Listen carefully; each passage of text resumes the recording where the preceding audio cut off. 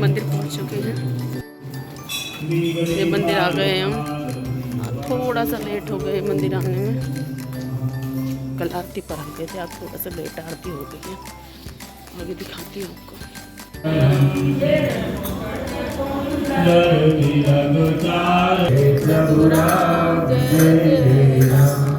जय सिया राम बोलो जय सिया राम श्री राम जय राम जय राम।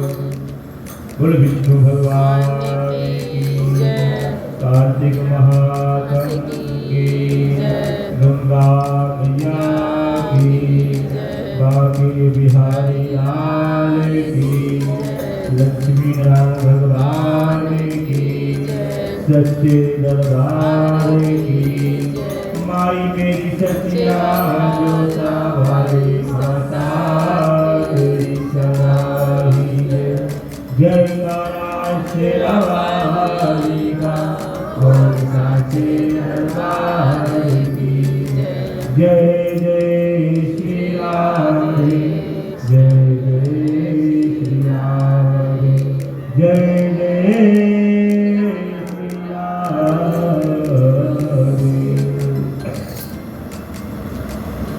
आज की कथा में एक समय नारद जी श्री व्यास जी से पूछने लगे कि हे व्यास जी, 4 आश्रमों में गृहस्थ आश्रम सब आश्रमों में उत्तम क्यों माना गया है?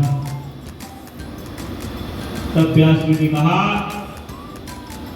जैसे सब नदियां समुद्र में जाकर के मिलती हैं और आश्रय पाती हैं, और सब जीव माता का आश्रय पाकर जीवित रहते हैं,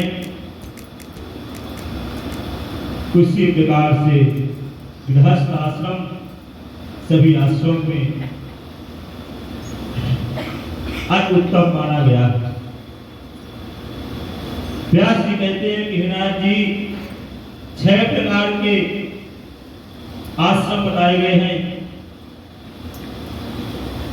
पहला भिक्षु जो भिक्षा मांगता है, दूसरा ब्रह्मचारी जो ब्रह्मचारी का पालन करता है, तीसरा सन्यासी जो सन्यास धारण कर लेता है, चौथा विद्यार्थी जो गुरुकुल विद्या ग्रहण करता है, और 5वां गुरु का शिष्य जो गुरु के सेवा करता है, और 6वां जो यात्रा करता है, मुसाफिर बनता है। इस तरह के गृहस्थों का जो आश्रय पाते हैं। फिर व्यास जी बोले, हे नारद, अब तुम अति पुण्य देने वाला एक पुरातन इतिहास सुनो। उत्तानपाद राजा का पुत्र उत्तम था, जो बड़ा बलवान और मदिरा पीने वाला था। उसने बहुला नाम वाली स्त्री के साथ विवाह किया, और राजा रानी दोनों ही अति प्रेम के साथ रहने लगे। एक समय राजा ने वैश्या का नृत्य देखते हुए मदिरा पान किया, और रानी को भी मदिरा पान के लिए कहा, परंतु रानी ने उसका कहना नहीं माना। इस पर राजा ने क्रोधित होकर के अपने अनुचरों को आज्ञा दी कि वह रानी को किसी निर्जन वन में छोड़ाए। तत्पश्चात राजा रानी के वियोग में दुखी तो हुआ, मगर उसने दूसरा विवाह नहीं किया, और प्रजा के पुत्र के समान पालन करने लगा। एक दिन एक ब्राह्मण राजा के पास आकर कहने लगा कि हे राजन, कोई मेरी स्त्री का अपहरण करके ले गया, उसके वियोग में अति दुखित हूं, इसलिए तुम उसे ढूंढ कर लाओ।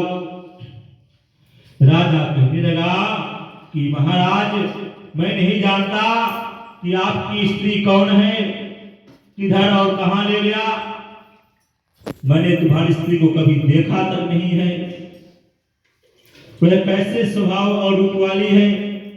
तब ब्राह्मण बोला कि वह अत्यंत कठोर वचन बोलने वाली कुरूपा है, काले रंग की तथा कर्कश स्वभाव वाली, परंतु मैं उसकी कोई निंदा नहीं करता, क्योंकि वह मेरी पत्नी है, अर्धांगिनी है। तब राजा कहने लगा कि जब तुम्हारी स्त्री ऐसे कुरूपा और क्रूर स्वभाव वाली है तो तुम उसे लेकर क्या करोगे? मैं अति सुंदर और कल्याणकारी दूसरी स्त्री लाकर दे सकता हूं। ब्राह्मण कहने लगा कि हे राजन, मेरी स्त्री मेरे धर्म और कर्म की अर्धांगिनी है, उसकी रक्षा करना मेरा परम धर्म है। जो अपनी स्त्री की रक्षा नहीं करता उसका कल्याण नहीं होता। जो मनुष्य ऋतु काल के पश्चात अपने पितर को पितृ श्राद्ध नहीं करता उसके पितर कभी स्वर्गलोक में निवास नहीं करते। ब्राह्मण के ऐसे वचन सुन करके राजा अपने शस्त्र लेकर रथ पर सवार हुआ और चारों ओर घूमते हुए स्त्री को खोजने लगा। कुछ दूर जाकर उसने एक आश्रम देखा जहां पर एक महान तेजस्वी ऋषि कुशा के आसन पर विराजमान थे। राजा को देख करके उस ऋषि ने राजा का कोई आदर सत्कार नहीं किया और बोला, मैं जानता हूं तुम राजा उत्तानपाद के पुत्र हो, मगर तुम यहां किस कारण आए हो?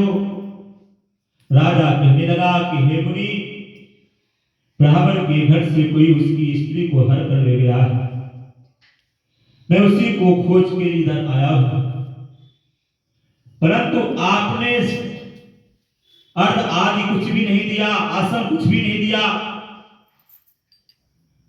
कोई सत्कार नहीं किया, इसका क्या कारण है? ऋषि ने उत्तर दिया, हे राजन, तुम अर्घ योग होते हुए भी इस समय उसके पात्र नहीं हो, क्योंकि तुमने अपनी निरपराध स्त्री को वन में त्याग दिया है। जहां स्त्री का यह धर्म है कि वह तन मन से अपने पति की सेवा करे तथा उसकी आज्ञा का पालन करे, पुरुष का भी धर्म है कि वह अपनी स्त्री का यथाचित सम्मान करे। जिस घर में स्त्रियों का मान नहीं होता उस घर में कभी लक्ष्मी निवास नहीं करती है। वो लक्ष्मी माता की वहां देवताओं का वास नहीं होता है। जहां स्त्रियों का अनादर होता है वहां कभी सुख शांति नहीं रहती है। इतना सुनकर लज्जायुक्त होकर पूछने लगा कि भगवान, आप भूत भविष्य वर्तमान तीनों काल के जानने वाले हो, इसलिए कृपा करके बताइए कि ब्राह्मण की स्त्री को कौन और कहां हर ले गया? ऋषि कहने लगा कि हे राजन, अदिति का पुत्र बालक नामक राक्षस उस ब्राह्मणी को उत्पलावट वन में हर कर ले गया है। सो जाओ, उसको ढूंढकर ब्राह्मण का संयोग कराओ। राजा ने मुनि को प्रणाम किया और मार्ग पर जाकर के उत्पलावट वन में जा पहुंचा। वहां जाकर देखा कि जैसा ब्राह्मण ने बताया था वैसा ही उसका रंग रूप देखकर राजा ने उसे पहचान लिया और कहा कि हे कल्याणी, तुम कौन हो और इस वन में कैसे आई हो? ब्राह्मणी बोली, मैं अतिराक्त ब्राह्मण की पुत्री और विनाश पुत्र की स्त्री हूं। मैं अपने घर में अकेली सो रही थी कि बड़क नाम वाला राक्षस मुझको हर लाया। यहां लाने के बाद ना तो उसने किसी बात का कष्ट दिया, इतना होने पर भी मैं यहां तक दुखी हूं। राजा ने कहा कि हे ब्राह्मणी, वह राक्षस कहां गया है? मुझको तुम्हारे पिता ने ढूंढने के लिए भेजा है। ब्राह्मणी ने कहा कि वह इस वन में अमुक स्थान में गया है। तब राजा ने ब्राह्मणी के बताए हुए स्थान पर जाकर राजा को देखा। राजा को देखकर वह राक्षस उसके पैरों पर गिर पड़ा और कहने लगा कि हे राजन, मुझे क्या आज्ञा है। राजा ने कहा कि हे निशाचर, तुम इस ब्राह्मणी को क्यों लाया है। राक्षस कहने लगा कि हे राजन, इस ब्राह्मणी का पति राक्षसों को मारने का मंत्र जानता है। जब हम यंत्र का अन्न ग्रहण करने के लिए जाते हैं तो वह हमको वहां से भगा देता है, क्योंकि सब यज्ञों का वही आचार होता है। इसी कारण उस ब्राह्मण को दुखी करने के लिए मैं उसकी स्त्री को हर लाया हूं, क्योंकि बिना स्त्री के पुरुष कर्म का अधिकारी नहीं होता है। यह सुनकर राजा ने विचार किया कि यह राक्षस भी हमारी ही निंदा करता है। मुनि ने भी हमको अर्घ्य योग्य नहीं समझा। राजा अपने मन में ऐसा विचार ही रहा था कि राक्षस कहने लगा कि हे राजन, मैं आपकी प्रत्येक आज्ञा का पालन करूंगा। इतना कहकर हाथ जोड़कर खड़ा हो गया। राजा ने कहा कि हे निशाचर, तुम इस ब्राह्मणी को इसके घर छोड़ाओ और जब हम याद करें तो हमारे पास आ जाना। राजा की आज्ञा पाते ही वह राक्षस उस ब्राह्मणी को उसके घर छोड़ने चला गया। तब राजा सोचने लगा कि मैंने अपनी निर्दोष स्त्री को घर से निकाल दिया, अब ऐसा कौन सा पुण्य कर्म करूं जिससे यह पाप दूर हो जाए। तब राजा पुनः उस मुनि के पास गया और उनसे अपना कर्तव्य पूछा। मुनि ने कहा कि हे राजन, तुम्हारी स्त्री को सातापात नाम के नाग ने वन में घूमते हुए देखा तो वह उसको पाताल लोक में ले गया है। उसने अपने घर में उसको छिपा रखा है। यह सुनकर राजा वहां से अपने घर आया और ब्राह्मण को स्त्री सहित अपने घर में देखकर बहुत प्रसन्न हुआ। श्री कृष्ण गोविंद हरे मुरारी, हे नाथ नारायण वासुदेवा। श्री कृष्ण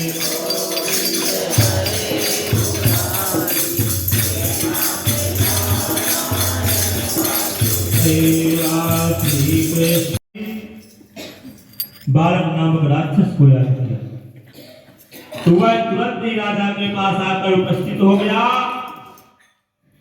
बालक को देखकर राजा ने उसे पाताल लोक में अपनी स्त्री को लाने का आदेश दिया। उसके बाद वह राक्षस पाताल लोक गया और वहां से राजा की स्त्री को लाकर उसको सौंप दी। राजा रानी बड़े प्रेम से रहने लगे। विष्णु भगवान की जय। ओम नमो भगवते वासुदेवाय। ओम नमो भगवते वासुदेवाय।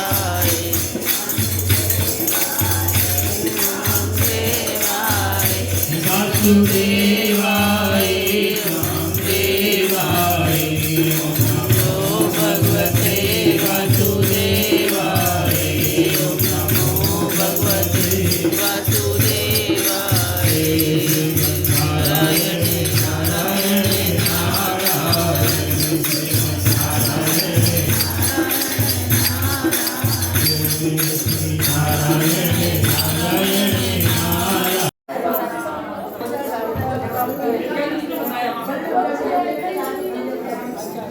अब जा रहे हैं सब फेरी पे।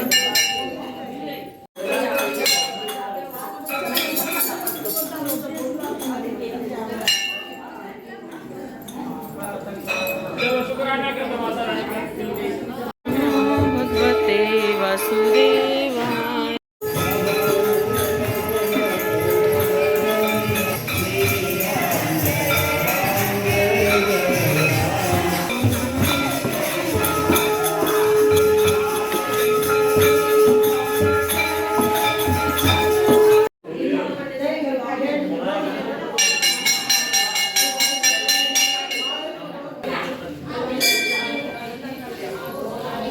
हो गई है, घर चलते हैं। अब आगे दिखाती हूँ आपको।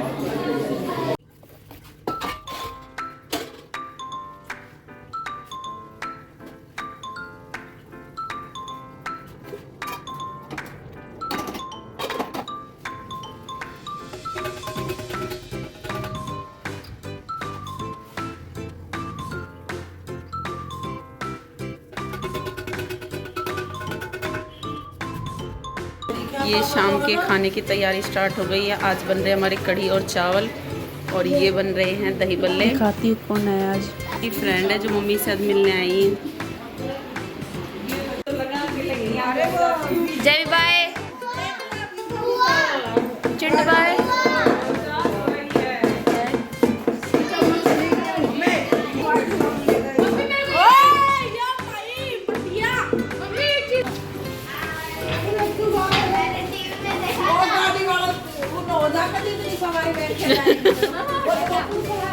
अब दीदी अपने घर जा रही हैं, उनको विदा कर रहे हैं। अगर आपको मेरी ये छोटी सी वीडियो अच्छी लगी है तो please like share and subscribe. मिलते हैं नेक्स्ट वीडियो में। Bye, take care.